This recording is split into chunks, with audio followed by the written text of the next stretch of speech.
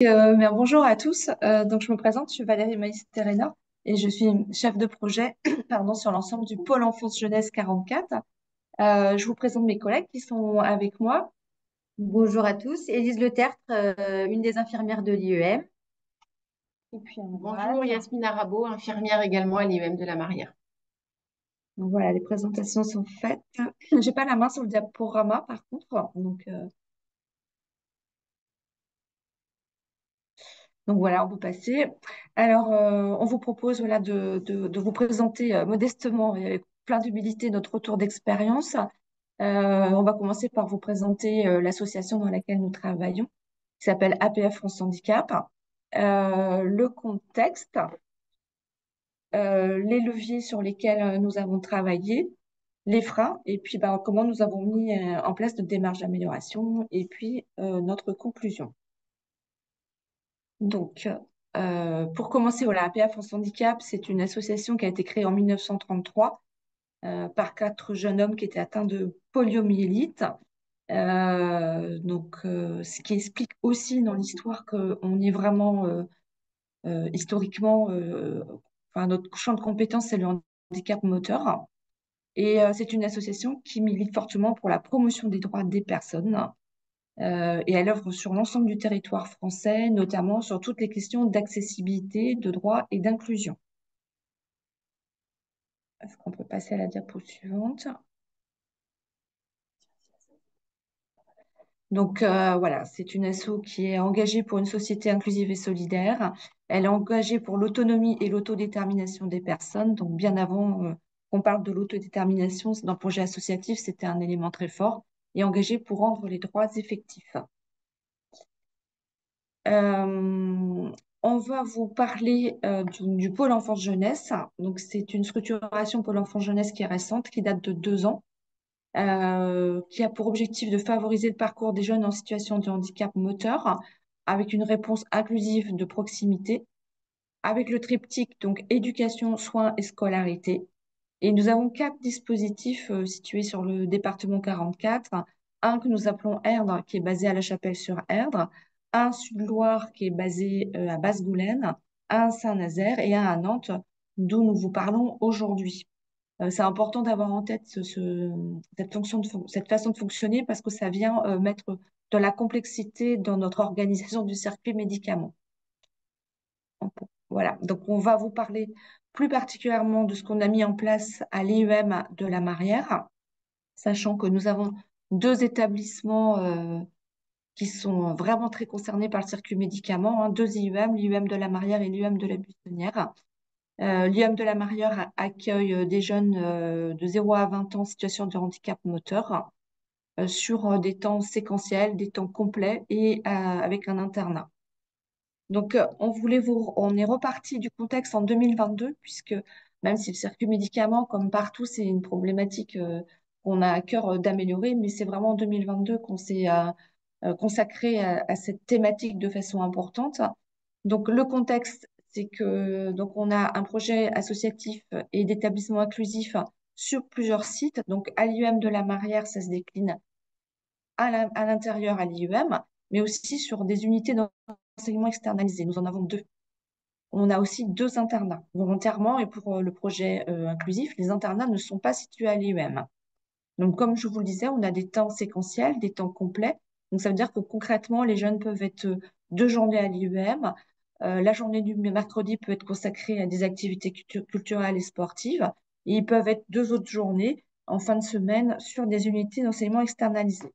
Ils peuvent être accueillis à l'internat 4 soirs par semaine, qu'une soirée le lundi, ou 3 soirs, ou 2 soirs, ou à temps complet. Les week-ends, ils rentrent chez eux et les vacances scolaires aussi. Et ils arrivent le matin, ils repartent le soir. On a une construction en pôle, je vous l'ai expliqué, c'est la fusion de 2 IUM et un CESAD. Donc, c'était le début d'une construction. Ce qu'on avait vu, c'est que dans l'évaluation interne précédente, enfin, en 2022, on avait des points améliorés sur le circuit du médicament. Et on avait également des événements indésirables qui pointaient des erreurs. Voilà, on n'en avait pas trop, mais on avait voilà, une attention particulière liée à des événements indésirables sur le circuit du médicament. Donc, nos leviers, là, début 2022, c'est qu'on avait recruté une deuxième infirmière, puisque sur l'IUM de la Marière, il y avait un 0,80 ETP d'infirmière. Et voilà, on est aujourd'hui à 2 ETP d'IDE. Et à la création du pôle enfance, il y a eu création de 2 postes.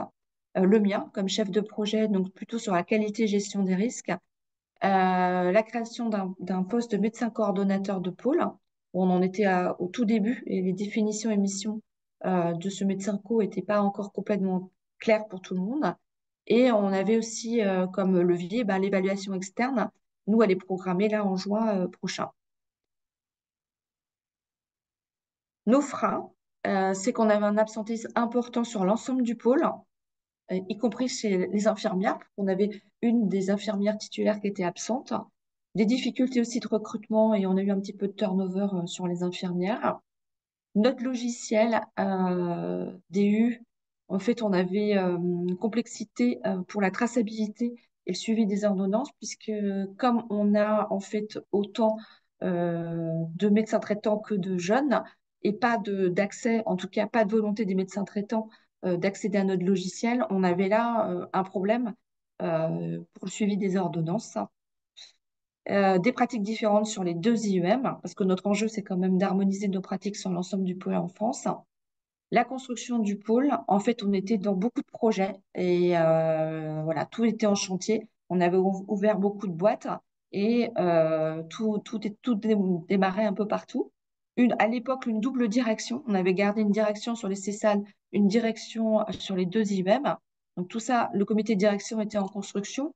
Donc on le considère comme des freins parce que voilà, c'est le début d'un pôle et en termes de réactivité, c'est moins facile. Donc, on l'a résumé, 2022, nous sommes tous la tête dans le guidon. Donc voilà, le circuit de médicaments, quand on a tous ces chantiers à faire en même temps, c'était un petit peu compliqué. La méthode qu'on a employée en 2022, en point de départ, on s'est dit, bon, on va évaluer nos pratiques qu'on a utilisées en 10 semaines, qui nous a confirmé les dysfonctionnements, notamment, alors on l'a nommé comme ça, c'est pas très joli, mais c'est ce qu'on faisait, hein. Il y avait un recopiage des ordonnances, les piluliers qui étaient pas adaptés et vétustes, et notre organisation infirmière sur le circuit des médicaments qui n'était pas sécurisée, notamment en cas de remplacement. Notre problématique essentielle, c'est du fait de notre organisation et de notre projet inclusif, comme on vous l'a dit, des jeunes qui sont là à temps partiel, sur des sites différents, dans la journée et le soir. Donc, une complexité d'organisation, et notamment sur le circuit du médicament. Donc, on a quand même mis des actions en place en sachant que euh, on s'interrogeait beaucoup dans le circuit du médicament, sur la préparation des médicaments et sur nos piluliers. En fait, on n'arrivait pas trop à se détacher de cette problématique en se disant, il faut qu'on trouve une solution sur les piluliers. Si on trouve une solution sur les piluliers, voilà, tout va s'arranger. Donc, on est parti en recherche de piluliers détachables. On a vu beaucoup, voilà, on s'est renseigné, on a vu un nombre important de commerciaux, etc. On a trouvé hein, des piluliers détachables, ça existe, hein. C'est des systèmes en plastique détachables, sauf que ça a un coût, que ça ne répondait pas de toute façon à notre problème de recopiage d'ordonnances et que c'est pas très écologique. En fait, il y a beaucoup de déchets. On a recherché aussi des pharmacies de proximité pour préparer les médicaments. Du fait de nos volumes et de notre complexité, on n'a pas trouvé de réponse via les pharmacies de proximité. Moi, je me suis formée sur les aspects juridiques du circuit médicament. Donc, c'était très intéressant, mais ça nous a fait encore davantage, ça nous a un peu effrayé sur ce qu'on avait à mettre en place. Et ce qu'on a commencé à faire, c'est déménager l'infirmerie, puisqu'on avait bien constaté que l'espace infirmerie, c'était un espace assez petit, pas suffisamment sécurisé, avec aussi une salle de repos, enfin un lit pour les jeunes qui ont besoin de soins ou de temps de repos. Donc on voyait bien que ça ne suffisait pas, donc on est allé dans un espace plus grand. Et puis on a mis en place, donc suite à la formation sur les aspects juridiques, on a un peu travaillé autrement notre tableau d'aide à la prise de médicaments et surtout, on l'a renommé, voilà, d'aide à la prise des médicaments, même si voilà, c'était pas complètement satisfaisant. Donc fin 2022, on tourne en rond. On a mis des choses en place, mais voilà, c'est pas satisfaisant. Donc on fait appel en 2023 à Omedit pour un audit sur les deux IEM. Donc c'est vraiment deux temps d'accompagnement différents. On l'a noté comme ça parce que ce qui est important pour nous, c'est que le retour de l'accompagnement, c'est une réunion en présentiel des médecins et des infirmières. Moi, j'ai oublié de noter, il y a aussi la direction, notamment les adjoints de direction. Mais ce temps de réunion, pour nous, il a vraiment été très important de retour, de mettre tout le monde autour de la table avec un regard extérieur. Parce que même si auparavant, on avait pu identifier des points critiques, le fait qu'un regard extérieur vienne confirmer ce que nous, on disait, donc c'était essentiellement les infirmières et moi, bah, c'était un point d'appui important et d'avoir pu mettre tous les médecins concernés. Donc nous, c'est des médecins d'établissement qui sont là à temps partiel et le médecin coordonnateur sur un temps un peu plus important. Et donc, on a pu, à partir de ce moment-là, écrire un plan d'action beaucoup plus structuré. Donc voilà, c'est à partir de là, on a une structuration de la démarche à partir de 2023 et en lien avec la démarche qualité. Donc notre première étape, c'est l'écriture du plan d'action. Donc comme je dis, en lien avec la démarche d'amélioration qualité. Ça, c'est très important aussi parce que du coup, moi, je le fais apparaître dans notre PAC donc prioritaire par année et donc il est validé par notre direction. Donc, le circuit médicament devient une des actions prioritaires du plan qualité 2023. Et comme levier important, moi, j'ai l'évaluation externe qui arrive en juin 2024 avec les critères impératifs comme levier pour le mettre en action prioritaire. Donc voilà, je vous ai juste fait une petite copie d'écran. L'idée, c'est pas qu'on puisse détailler tout ce qu'on a mis en place, hein. Mais voilà, c'est notre plan d'action au circuit médicament. Il se décline de cette manière. Il n'y a pas tout. Je vous ai juste fait une petite photocopie, une copie d'écran. Ce qui est important, c'est qu'on a pu ensemble déterminer nos priorités. Donc voilà, en haute, moyenne, basse. Et parce qu'en fait, dans la méthodologie, ce qui nous effrayait, c'était de voir tout ce qu'on avait à faire. C'est pour ça qu'en 2022, je vous mets, on tourne en rond. C'est qu'on ne savait pas par quel bout le prendre et que la montagne nous semblait vraiment très haute et on regardait voilà l'arrivée et on était un petit peu démoralisé. Donc là, on s'est structuré, on a mis des priorités à l'intérieur du plan d'action circuit médicaments et surtout, on s'est fait épauler par notre adjointe de direction. On a la chance d'avoir une adjointe de direction de formation infirmière et ça a été un levier aussi important. Et donc, à la deuxième étape, c'est la mise en œuvre et le suivi du plan d'action. Donc, la création d'un groupe de travail. Donc, avec les deux IEM, on a en tout 4 infirmières, le médecin cordo qui s'implique, l'adjointe de direction, je vous en ai parlé, mais voilà, ça a été un levier très important, et moi-même. Et donc là, la dynamique est lancée. Là, je vais du coup, ce qu'on vous propose, c'est de faire des focus sur des actions. Évidemment, on ne va pas vous décliner toutes les actions, donc on vous en a choisi quelques-unes et je vais laisser la parole à mes collègues pour vous expliquer un petit peu ce qu'on a mis en place. Donc, sur une des premières actions qui est notamment voilà, éviter toutes les interruptions de tâches, que c'était vraiment quelque chose qu'on avait pu noter au vu de notre complexité. On avait beaucoup d'interruptions de tâches. Donc, je te laisse la parole à Yasmina. Donc effectivement, on a mis en place des armoires sécurisées pour le stockage des médicaments, ce qui n'était pas le cas auparavant. Et dans cette armoire sécurisée, voilà, on a vraiment bien nommé des bannettes spécifiques personnalisées avec l'identité du patient, date de naissance et des photos. On a seul accès, toutes les deux, seule infirmière à cet espace sécurisé. Donc, c'est vraiment une salle qui est dédiée pour le stockage des médicaments et la préparation des médicaments. Donc, on est vraiment en proximité. On a également, de façon phonique, isolé notre infirmerie qui n'était pas du tout sécurisée et personne n'y a accès sauf nous. On a aussi fait une organisation avec ma collègue très repérée pour la préparation des traitements. C'est-à-dire qu'il y a vraiment une seule infirmière qui prépare les traitements dans ce local sécurisé. Et ensuite, il y a une double vérification par la deuxième infirmière en systématique de façon hebdomadaire. On a également mis en route un affichage sur la porte pour pas avoir une interruption de tâche lors de la préparation des traitements, parce que ça, c'est vraiment dans notre établissement et j'imagine plein d'autres un gros frein voilà, d'interruption de tâches. Donc ça, c'est vraiment important de l'avoir mis en place. On a aussi mis en route une communication et on sensibilise tous les professionnels, tout corps de métier confondu, à l'interruption de tâches et surtout à la bonne distribution des médicaments. On a également acheté, enfin pas nous, mais voilà, nos cadres ont validé l'achat de mobilier adapté pour qu'on puisse être en ergonomie et vraiment, voilà, pour qu'on puisse être le plus à l'aise possible dans tout ce qui est circuit du médicament. Et on a aussi complété nos procédures d'hygiène, bon, qui étaient quand même déjà, voilà, mais on a bien insisté sur ça. On a complété en tout cas ce qui était déjà mis en place. Donc là, alors voilà, une sensibilisation des professionnels, comme déjà dit, une fois par an, on forme tous les professionnels à la bonne distribution.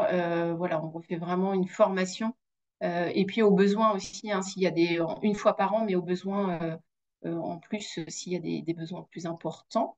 La règle des 5B, elle est affichée de tous, voilà, à l'infirmerie. Et une identification, comme dit, de la personne en charge de l'administration. Ça, c'était important. Avec vous sur le brassard. Et effectivement, on a mis en place depuis peu de temps un brassard qui identifie l'infirmière qui distribue les médicaments pour pas qu'elle soit interrompue lors de sa distribution de médicaments. Voilà. Donc maintenant, c'est Elisa, le tertre, qui va prendre la suite. Alors, du coup, on a fait une proposition aussi aux équipes, parce que nous, la complexité, c'est que les infirmières ne sont pas présentes sur les deux internats. Donc, en fait, on a des médicaments qui sont distribués par les autres professionnels de santé au sein de l'IEM. Et donc, on a proposé au départ un gilet jaune, en fait, apporté soit par les éducateurs qui distribuent les médicaments, afin d'être vraiment identifiés et du coup, pas être interrompus dans leurs tâches. Et bon, c'est vrai que ça a été un refus un peu catégorique des équipes. Il y a eu un peu d'incompréhension parce qu'en fait, sur les internats, ils ont déjà des référents de distribution de médicaments. Il y a déjà une personne référente et une personne co-référente lors de la distribution des médicaments. Donc, en fait, ils ne comprenaient pas pourquoi il fallait un signe distinctif en plus. Donc, ça a été, bon, ils ont eu ce sentiment de remise en cause un petit peu dans les tâches qu'ils faisaient lors de la distribution des médicaments. Donc, on a fait plusieurs réunions d'équipe, donc avec nous, les infirmières, et du coup, Valérie, la chef de projet, qui a pu intervenir pour leur expliquer un petit peu la démarche, le pourquoi on faisait ça. Et du coup, nous, on leur a dit que, bon, vu que quand même c'était très bien suivi sur les internats, on allait déjà nous faire ça au sein de l'IEM quand on distribuait les médicaments, donc le midi à l'IEM. Donc, on a identifié ça plutôt avec un brassard. Et pour l'instant, c'est très bien vécu par les professionnels. Et on va voir pour peut-être le déployer après sur les internats au fur et à mesure. Mais en tout cas, nous, pour l'instant, c'est ce qu'on met en place. Voilà, donc aussi on est en cours de changement de pilulier. Donc là il a été acheté donc du coup des trousses sécurisées avec des piluliers par jour qui suivent les jeunes sur les différents lieux de vie, donc que ce soit sur les écoles quand ils sont scolarisés, donc avec les classes spécialisées de l'IEM. Ils suivent sur les internats. Il y a des jeunes qui vont aussi en foyer les week-ends, donc c'est une sacoche sécurisée qui les suit aussi le week-end. Donc, on a sécurisé ça avec le nom du jeune, sa date de naissance, la photo.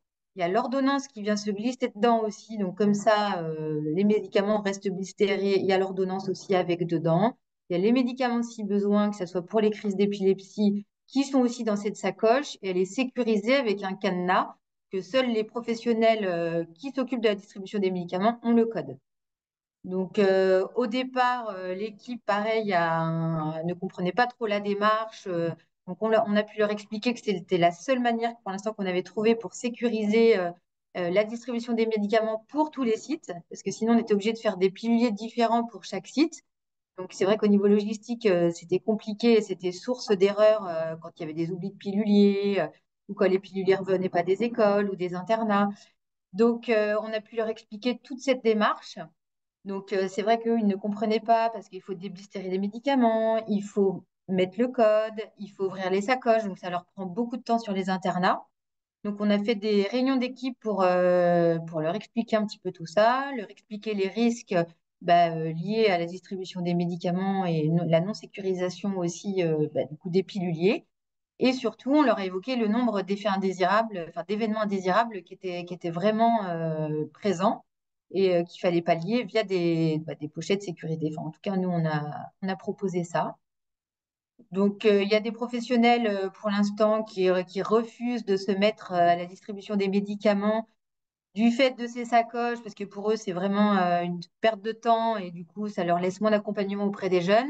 Mais les personnes déjà référentes de la distribution des médicaments, du coup, le font et ça marche plutôt bien pour l'instant. On est en cours vraiment de déploiement sur l'IEM, mais voilà, c'est plutôt bien instauré pour le moment.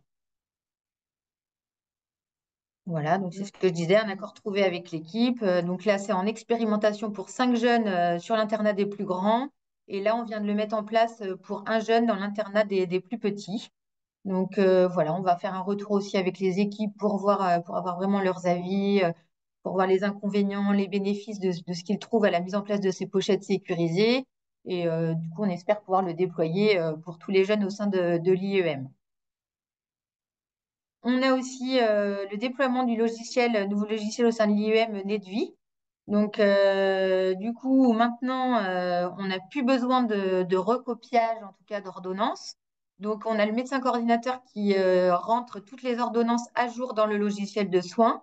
Donc, effectivement, nous, ça nous facilite grandement la tâche puisque on a toutes les ordonnances à jour et on peut venir tracer notre plan de soins et par traitement à chaque fois qu'on distribue le médicament, un peu comme à l'hôpital, hein, c'est un peu le même système. Et du coup, du coup, on distribue le médicament, on vient tracer tout de suite la distribution des médicaments. Donc, soit par distribution du médicament ou vraiment par médicament qu'on vient d'administrer aux jeunes. Et du coup, c'est fait tout de suite en fait, hein. Il n'y a pas besoin de recopier les ordonnances. Enfin, tout est déjà instauré dans le plan de soins avec l'ordonnance que le médecin coordinateur a pu rentrer dans l'aiguille. Voilà. Et puis, Je peux prendre la main. oui. Donc sur une des actions, on avait aussi à revoir notre formalisation du circuit médicament. On avait un écrit qui décrivait les différentes étapes, mais qui n'était pas suffisamment structuré et organisé, en tout cas pas suffisamment précis. Donc on a mis un groupe de travail en place, donc qui comprenait les infirmières, l'adjointe de direction et le médecin coordonnateur pour revoir les différentes étapes du circuit médicament, bien décrire qui fait quoi et on avait pu, grâce aussi à l'audit, on avait sur ces différentes étapes pu voir justement nos points de faiblesse et donc pouvoir travailler et sécuriser toutes ces différentes étapes. Donc là, on est très content parce qu'on vient de le finaliser. Euh, et là, je vous ai mis voilà, juste des copies d'écran aussi. Voilà.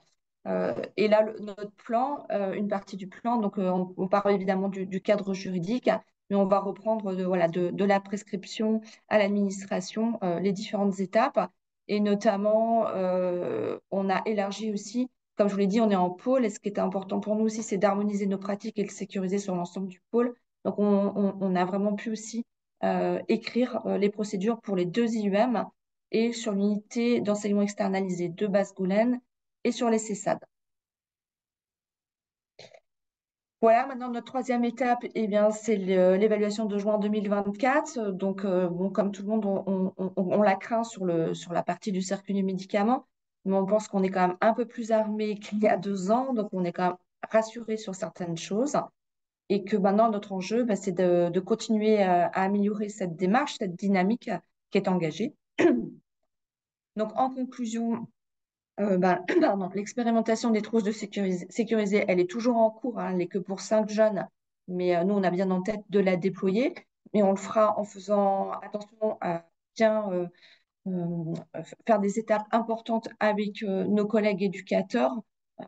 Comme on vous l'a dit, voilà, il y a un peu un choc des cultures, ce qui est normal, on a des parcours professionnels différents, et il est vraiment important de prendre en compte leurs remarques parce que parfois, il y a des choses que nous, on ne voit pas sur l'accompagnement.